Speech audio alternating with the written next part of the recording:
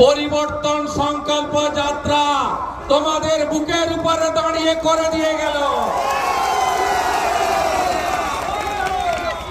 জেনে রাখো, পৃথিবীটা গোল, সব হিসাব হবে, বদলও হবে, বদলাও হবে। তিনটে হিন্দু ছেলেকে কাল রাত্রে তুলে এনেছিল গীতা পাঠের অনুষ্ঠানে।